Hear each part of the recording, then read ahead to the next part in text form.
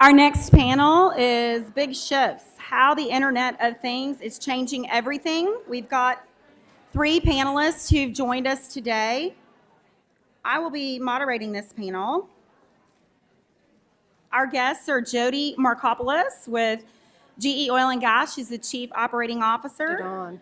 No. Kathryn Everest with Jive Software, the Director of Strategy, and Jim Marchiori, Executive Director of the University of Colorado Denver Global Energy Management Program.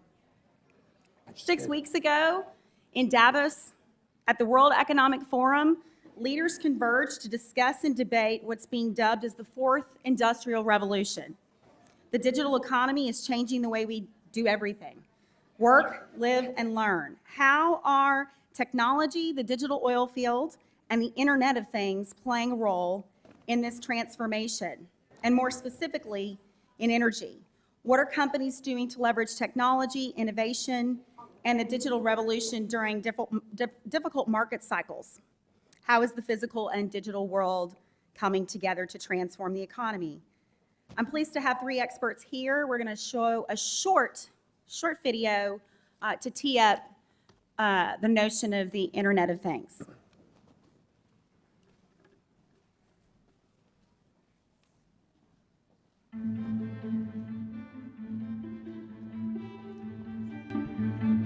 The consumer internet connects about 5 billion devices. Think about all the new business models that came about, all the changes in our lives. And now imagine we connect 50 billion devices to each other. Devices that run manufacturing floors, that run energy plants, that run healthcare systems. What kind of value can they create in the world? What kind of business models can happen through this? We need businesses to rethink their business models. You got to start looking differently at your consumer relationship, the way you price your products, the way you provide the services, and increasingly we see you don't pay for a product per se, but increasingly you pay for a service.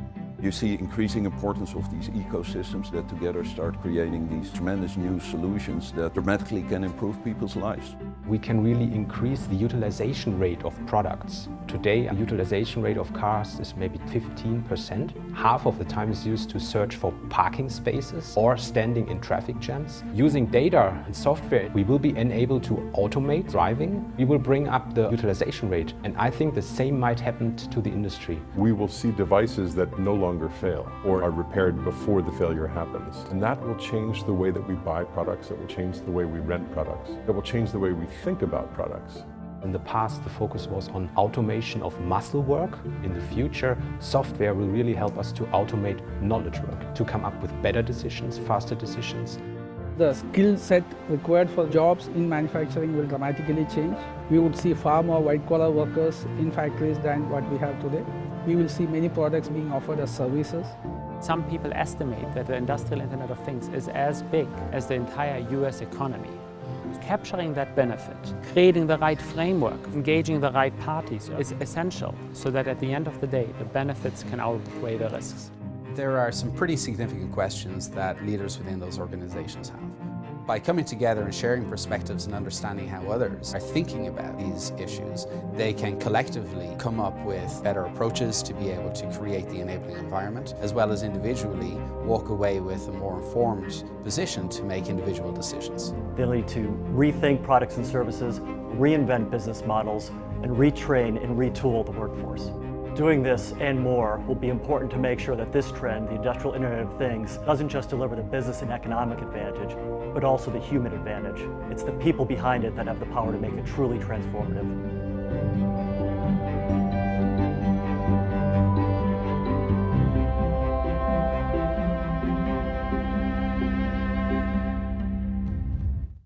This is my favorite panel because we get to talk about digital, which is one of my favorite topics, obviously, with Petro being a digital company. So I'm just going to kind of kick it off with all of you. How is digital changing the way we work and the way we live and the way we learn? Want to start, Jody? So I can speak from a GE perspective, or I can speak from a personal perspective. And I want to go personal because of what you're doing here with Petro. So this way that we have now found unique and different ways to communicate with one another, regardless what our gender is, it unlocks a tremendous amount of value. It unlocks ways to exchange ideas, ways to solve problems in unique and differentiated ways, but it also unlocks the opportunity for quicker learning. Quicker learning because you can use a digital forum to collect unique ideas, crowdsourcing, things of that nature, to be able to accelerate a product introduction or to accelerate a problem that is out there to be solved. I didn't grow up with that. I grew up with the little pigtail from the phone line. I didn't have a computer until I went to work with GE. So it's amazing just what the device technology has been able to do to transform the workforce and transform companies. Yeah, I mean, speaking just from the perspective where we sit, which is, an education platform, it extends our reach tremendously. It also builds on, I mean, there's a concept that gets a little bit technical in terms of training and development, but it's a concept of fidelity, of making your learning experiences as close as possible to the way that learning will be applied, whether it's on the job or anywhere else. And as the industry moves into more digital formats, education moves to more digital formats with it. And so, we're able to use technology and digital technology not only to expand our reach so that we can reach many more people, but also to place that reach closer to where they need to apply it, and in ways that are more relevant to the way they need to apply it. And so that, I think, isn't necessarily as completely thought of as the breadth and scope side, but it's equally important. And as the industries change, as the way we work changes, some of the things that we just saw in that video, a lot of the things that Regina talked about this morning demographically and so on, the technology gives us a little bit more, another tool for managing that. The challenge of going last is sometimes all the good stuff's been taken already. So I'm going to take it in a bit of a different direction and not talk about the opportunity of content, digital content, being able to get from one end of the world to the other end of the world exceptionally fast, which it can. The challenge is about, or the opportunity, I believe, is about relationships and the opportunity for digital relationships. And we talked a lot today about, earlier, about being advocates and things like that, and how wonderful it is, we can digitize all this information and we can educate the world on the oil and gas industry. But the reality is that in itself will never be effective because people mistrust the source. So how people change their behavior is through trusted relationships. And so being able to create those trusted relationships is essential. So if you're thinking about digital technologies, you have to be thinking about how to do digital relationships. And that's really what Pink Petro is about. It's not about content. It's about creating social relationships and trusted networks that allow information to travel in a very different way than just having information on the internet. And I think this is essential. And this is essential to the problem that they were talking about when we were talking about how we have lots of field laboratories all over the world creating this wonderful innovation. But if it just stays in that one place, or if the information isn't communicated through a trusted network of bringing these people together and having them trust each other, then it becomes not invented here syndrome, and good practices and innovation don't really flourish. So that's the opportunity of digital, is the ability to create these digital relationships. And learning how to create digital relationships, I think, is a really critical 21st century skill. So I'm really happy that members of Pink Petro understand that and are developing that. Well, I will say this. So I conceived, a lot of people know the story, but for the people that don't know, I conceived Pink Petro on a cocktail napkin after 4 glasses of wine on a 777 between London and Houston. Everything's good with wine.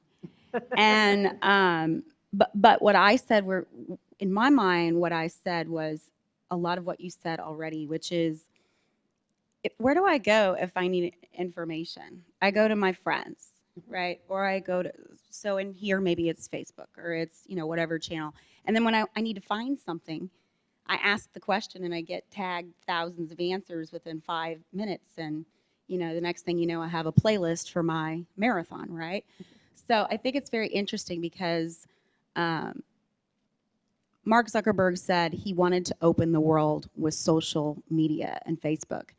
And what Pink Petro aims to do is to disrupt the gender gap with the same technology. So bringing people together, right, to converse, to share, to learn in a way that has never occurred before. So thank you for saying all that. That was really good stuff. I really appreciate all three things that you guys brought up. So, you know, let's talk a little bit about, I saw the other day, a couple weeks ago, Jeff Immelt speaking at the oil and gas conference in Florence. Got to watch him on the web. And, you know, he said, the internet has largely, we've benefited as people from the internet, but it's time for businesses to really harness this industrial revolution, this, you know, what is that? You know, tell us a little bit about that from a GE perspective, you know, broader picture, but then bring it back home to the oil and gas industry, because I think, you know, we've been talking about innovation. There might be some ideas there on how we can apply that in the current environment. Now I get to go GE technical. So, you know, GE is a small company, one that has, sorry. It is one that is highly technical. We build equipment and services that try to solve the world's toughest challenges, whether they be in the healthcare industry, the aviation industry, rail, oil and gas, power generation, just to name a few. And one of the things that we have noticed in this notion of being the preeminent industrial digital company of tomorrow is that productivity around this equipment, if you think about industrial productivity versus consumer productivity, over the course of the last decade has dropped. It's gone from about 4% to about 1%. And if you can think about that equipment in a way to which you can provide both mechanical and human insights to make it not just react, but to prevent, and fundamentally changing the demographics of your workforce that interacts with that equipment, you could unlock a tremendous amount of productivity and value, not just for the end customer and user, but for the consumer at large, if you think about you all being a consumer of that end equipment in those industries. And that has been what he's been on a discussion about. And how do we invest not just in censoring our equipment that we manufacture and providing software and analytics behind it, but also doing it in our own factories. And I get to do that today in my role in oil and gas, where we talk about the digital thread and thinking about digitizing, sounds crazy, censoring a horizontal boring mill or a vertical turning lathe or a pressure test stand, and being able to prevent it from having a failure, prevent it from going down by just extracting data from it. The key, though, is you can be overwhelmed with data. It's not just about data and information. It's about what insights do you pull from that drives a different outcome than had you not had it to begin with. And if you think about unlocking productivity across the world and across the globe in an industrial setting, it's a pretty powerful statement and a pretty powerful opportunity from an outcome basis to differentiate and drive value. I think I saw the number was like $225 billion if you could unlock 1% of productivity in the industrial space. Well, we've just solved the problem for the downturn, right? We could all unlock $200 and something billion. So I really can appreciate what you're saying here, because the other side to this is the human side, which is then taking that information and sharing and collaboration. And Kathryn, I'm curious to get your view. So, you know, when I went out and I looked for how was I going to build a collaboration platform, you don't build anything, you know, these days. You buy it. Although in the industry we do build a lot of stuff on our own. You know, I came across Jive, and I'd never heard of you. I didn't know what you did, you know, and the platform you use helps connect people, information in a way that is, you know, productive. Talk a little bit about, you know, from an employee perspective, how companies can harness the power of collaboration. I know, in my years inside an industry, we had crude tools, very crude tools. So I'd be interested to hear some perspective from you about the collaboration piece and how you think it plays a role in this industry. Yeah, it plays a huge role, and mostly around the idea that things have kind of gone on their head. It used to be very much the experts were in corporate office, and they would bestow information from the pulpit, and this information would just sort of trickle through the organization, and everybody was very concerned about, did people read it, and how do we drive, eyeballs to content. And there's a couple of things that people are understanding. One is that information doesn't travel through wires as much as they travel through relationships. And so having relationships have some connection with the content is really critical for it to really get absorbed. And the second one is that innovation and information is really in the field. And because of how compressed cycles are right now, technology is happening so fast, regulations are changing so quickly, things are happening at such a rate that innovation doesn't happen in the core and get filtered out to the greater parts of the organization. In fact, innovation is happening in the field, and what's more critical is being able to get the information to come from the field inside the organization in order to get better propagated. And that's what people are starting to understand. So it's not enough just to have repositories and to assume that when you put information in a repository, magically people will drink from this knowledge fountain. Because let's face it, we all have Google. We can all get information any second of the day. But some of the information that we talked about earlier is people don't read the paper, people want a trusted source. All of that kind of information, or all of those kinds of things are happening.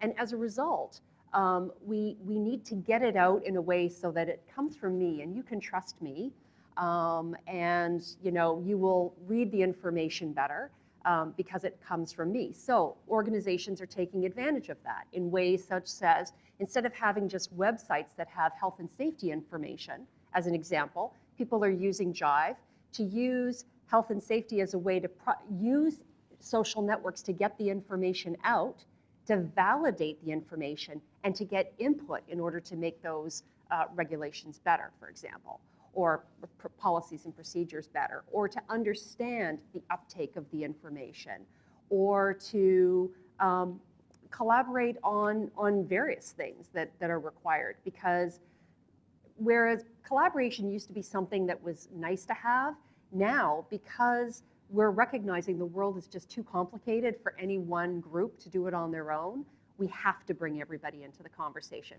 That's why diversity is so important, and that's why collaboration is so important. So both of those things coming together, I think, are two things that organizations are really recognizing. And the challenge is, if you have a social network, if you don't have enough diversity in your social network, you're living in an echo chamber. So you're going to continue to use the same patterns and run the same plays as you always did. So one of the pieces of advice that I always give, if you're interested, is to use those diversity networks to really figure out how to build more diversity into your network, and to make sure that you're getting information from a number of different sources. Don't stay Houston-based, go global. Don't look at just people of your age peer group, go for people who are older and younger. Don't just look for people of your tenure, go for people who are newer to the company and older to the company. Don't just look for people who are of your age group. Look for people who are younger and older than you. And the more diversity that you can introduce, the better you'll be. Wow. Well, Sorry. so no. It's good. I love the topic of collaboration, because when I worked for Shell, we had internal networks, and that's how we got information. I mean, you just had to know somebody who knew somebody who knew somebody, right, to find what you needed. Exactly. And big companies have those to help employees, connect with other employees. But what's amazing is just the fact that we're global. We've got massive spread across, the earth, right? And so being able to connect people not just within a region, but then, across the world. In Is it- emerging markets and things like that. Absolutely. Also, I'm Canadian, so I always end everything with sorry. So, Oh, sorry. Okay, sorry. Sorry. So I'm going to turn to you, Jim, because you have a very interesting background. When we were speaking, Jim actually was in industry and then jumped into education. So in the 80s, you ran a training department in Dubai. It was in Dubai. So what, again, 80s, like, I think Regina said earlier, oh my God, 87 seems like so long ago. It does seem very long ago for me too. What are we doing today differently, from an education perspective, the on the job, the academic piece? Where do you see big changes, and how are you guys addressing that? I think there are a lot of them, obviously. There are some things that are similar in terms of the energy situation we're in right now, oil price and so on, but there are a number of things that are very, very different, and most of those are because of technology, and also you see social trends, especially in the area of diversity, and also in industry trends in the area of diversity, separate and apart from the people in the industry. And I'll tell you what I mean by that. But first I wanted to just kind of build a little bit on Kathryn's point about collaboration, which is extremely important, because you're right. Without the collaboration, without the interpretation, data is just data, and it doesn't really do anything for anybody, right? So I think one thing that is very different, when I went to, this is a side note, when I went to Dubai in 1981 as a consultant, and I was what we used to call the last of the free-range consultants, because we didn't have even fax at that time. You would communicate with the head office via telex maybe once a week. Like a fax? Like a fax machine. You didn't have it. Let alone email or anything like that. Back in You 87. would go and you would go to the telex office and you'd send, like a telegram, because you were paying by the word. Telex? What's once a a week. telex? It's a thing like a telegram that comes out of a printer and gives your message to whoever, and they send it Like back. a dot matrix printer, or like a Dot 280? matrix printers. it's a tape with Didn't- holes in it, and you put it in, and it. Yeah. This is, Message. forget dot matrix printers. They weren't invented.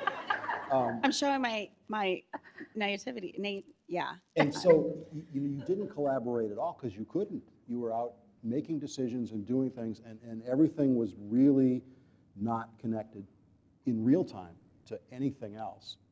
And then over the last, since that time, really it was starting to change when I came into the industry, and it's been continuous ever since then. So your communications technologies, your collaborations technologies have been consistently evolving to where you can manage that.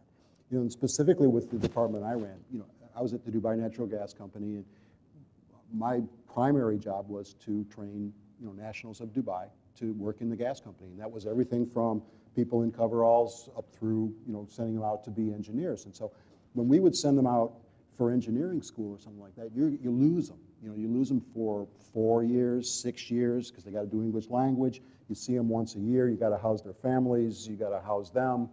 You don't have them on the job where you can actually work on their development or anything like that.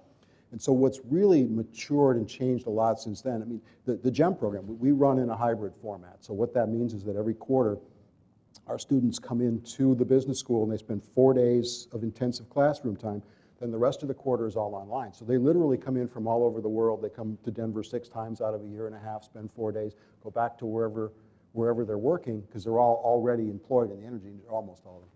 And so what that means is that it transfers that learning to where they're working.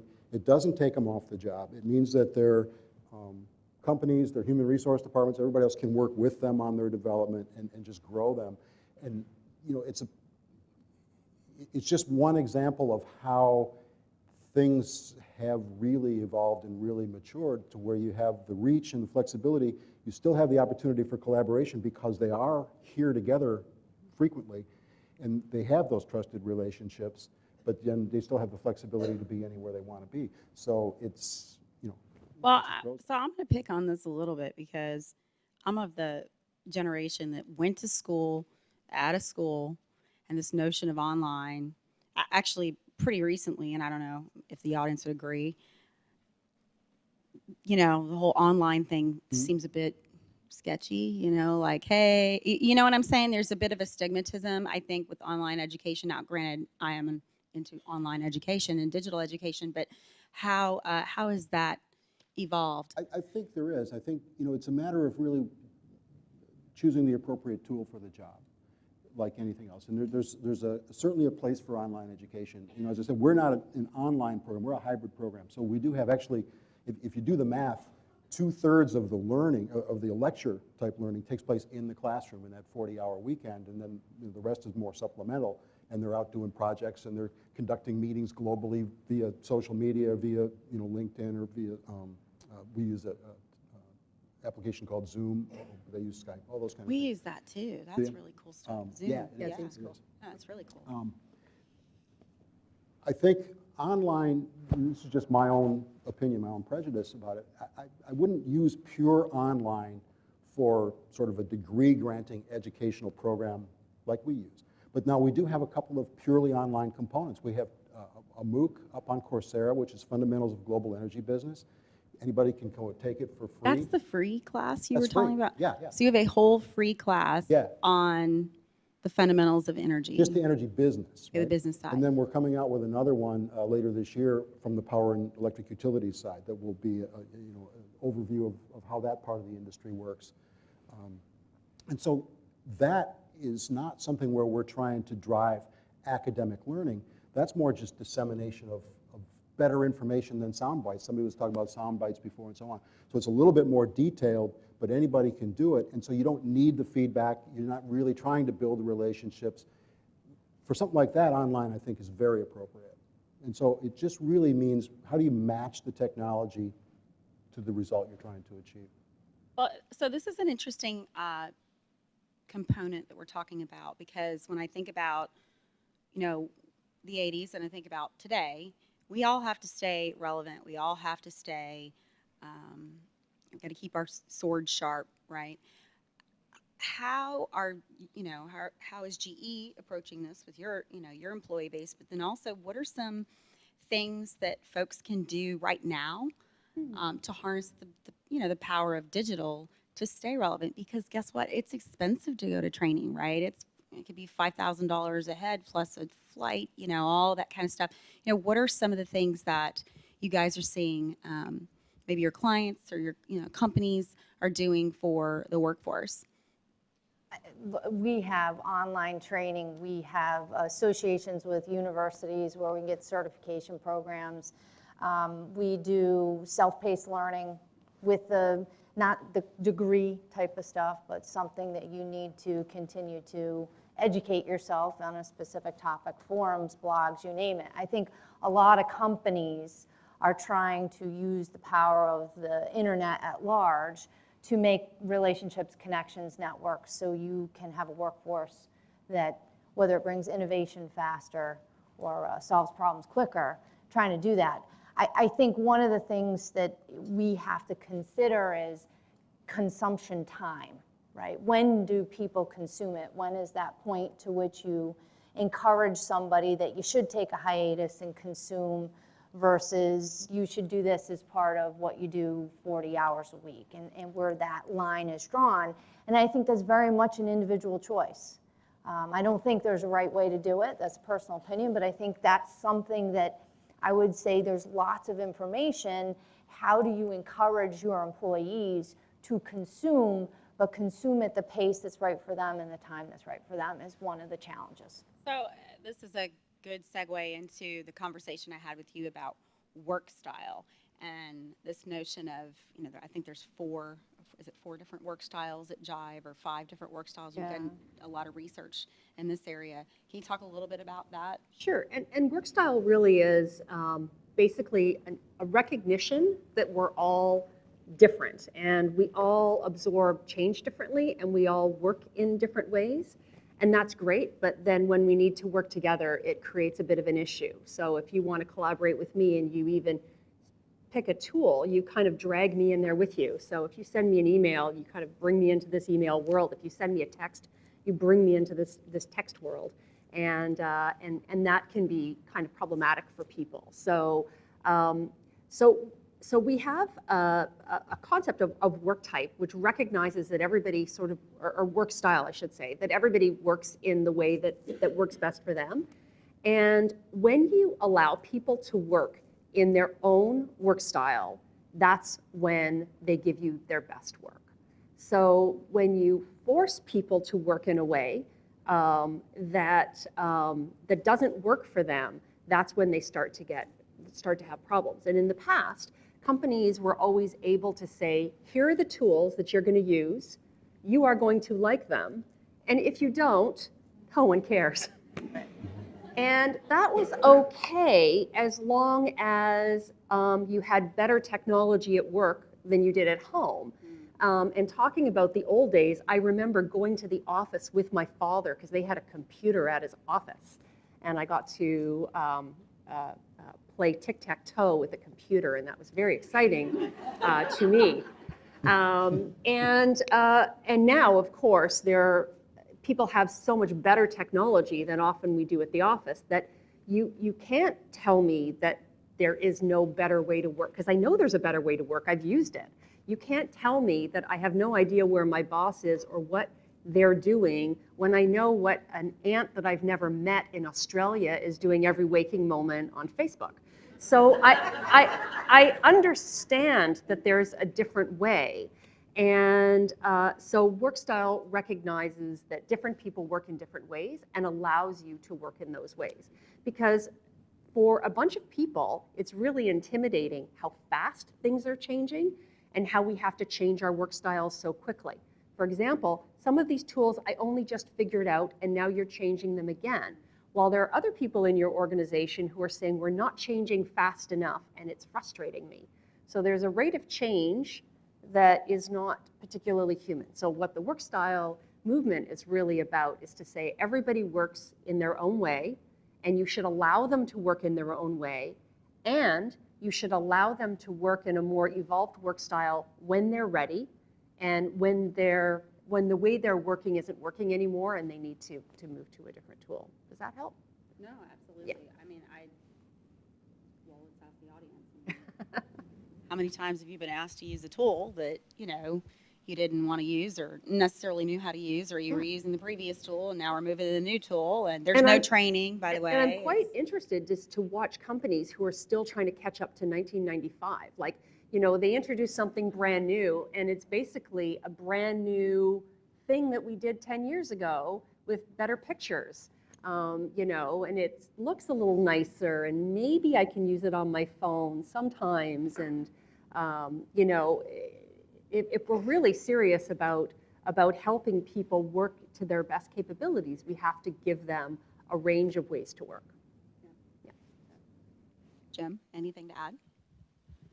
Not really, no. I mean, Okay. it's just, as you say, it goes back to the concept of increasing diversity, but in a different context from, ethnic or gender diversity, but it's diversity of the way people work, diversity of the way we produce energy, the way we use energy, all those kinds of aspects of it, and being able to capture those and take the best part of each of them, and then build it into a coherent whole that serves. Now, I'm curious. Is the program that the GEMS program that you guys have put together, is it something you offer in Denver, but then are you offering it abroad as well? Is it distributed out, or? Not yet. We're working towards that right now. There's different business profiles, different risk profiles. One of the aspects of the program that we have to always take into account is that we're not funded through the university, so we have to work essentially on a cash basis all the time. We're not subsidized in any way. So we have to manage our risk profiles It's a very unique a little differently. business model. Yeah. Well, it is. I mean, it's like being a private university Right. in that sense, right? But what we're trying to do right now is cultivate relationships with specific clients. For instance, we're talking with Saudi Aramco. We're talking with the Mexican Ministry of Energy about going out and doing a single focused program for them where we can really tailor the master's degree to the nature of what that entity needs, or what a small partnership of 2 or 3 companies need. And so it's a long process to get something like that done because there's a lot of hoops to jump through, but it's definitely in our strategic scope, in our strategic goals to be in that position. Because with our delivery platform, we can go anywhere in the world and we can conduct our 4 days in Mexico City just as well as we can conduct it in Denver and then run the rest of our program online, right? So Not doing it yet, but we're trying real hard. I just wanted to go back to a question that you posed, because this could help in so much as learning and taking more responsibility for your own career and your own learning. That is a new thing. There is nobody, many organizations used to have people in learning and development who used to sit there and think about your particular career and your trajectory and how you get from this level to this level, and they would develop courseware and things like that. Because the world is changing so fast and because training budgets are shrinking and time is shrinking, and that doesn't happen anymore. You individually have to figure it out. And so you asked about things that people are using that are successful. There's a program out there called Working Out Loud that you can access through something called workingoutloud.com. It's a free program, and it's developed in such a way that it helps you figure out what you're trying to learn, and then it uses 5 very simple steps to help you learn it. And part of it is, and it builds in a lot of these 21st century digital literacy skills that many of us are struggling with. How do you create the right social network to accommodate that learning? How do you develop those relationships so that you understand it's about leading with generosity rather than just meeting people and trying to understand what you can, like what the quid pro quo there is. It's just leading with generosity and making yourself more visible, and there's all kinds of techniques that you can learn through this program. The other thing that's really cool about it is that it allows you to create something called a Working Out Loud circle. It's just 3 or 4 people who come together and as a peer support group who share in developing this with each other, and they help each other through this process. And it's something that Pink Petro members can do as a community, but it's also something that you can bring back to your own diversity networks. The diversity networks are something that are really running these Working Out Loud programs very successfully. So to the women's networks or the LGBT networks or whatever, and teaching each other how to use this to develop their own career and develop their own learning. And it's very effective, and I recommend you check it out. Great. So I'm going to do a plug on that, because right now online I've got a bunch of ladies from Italy and the UK, which is part of our women's network here in GE, but in GE oil and gas sites, and they are learning through through the exposure to different speakers, policy, different companies, to be able to expand their learning in a unique way. So thank you. Well, I don't know if you were here earlier, but I gave them the prize for the most I heard the viral prize. network there is, I heard because it took 2 weeks and like the Globe knew about it, and very well organized group of folks. What questions do we have in the audience? Or I'm Real sorry. quickly, just on something Kathryn said. And speaking directly to the audience here in the room and online, about taking responsibility for your own training and your own development and so on. You know, before I did what I do now, what I used to do was I used to run organization development organizations in oil and gas companies, or consult to those organizations if I was a consultant. So that took into account everything like training, performance management, succession planning, career development, all that kind of stuff, right? And what I will tell each and every one of you is that as you look at your own career development, if you work out what your personal goals are and where you want to be, and then take into account what your company's strategy and the strategic goals are for the company, and then find where those overlap, and then go to your HR people, your development people, whoever that is, explain to them what you want to do, how you think that works in with the company strategy, and why the company should invest in you. Anybody who would have ever come into my office with that kind of an approach and that kind of understanding about what they want to do, that's the person who jumps into the high potential box on the succession planning. I see Eileen nodding her head. She's the head of HR at Marathon. That's the person you invest in. That's the person who doesn't get laid off when the layoffs come. So, you know, I can't emphasize enough what Kathryn said. Take charge of that, but do it in a way that is structured and focused and visible to the people who make decisions about what your career is. And that's where you'll start to see the company starting to invest in you and look at what you do. Questions? Oh boy, of course. I'll take these, and you want to ask one in the audience here?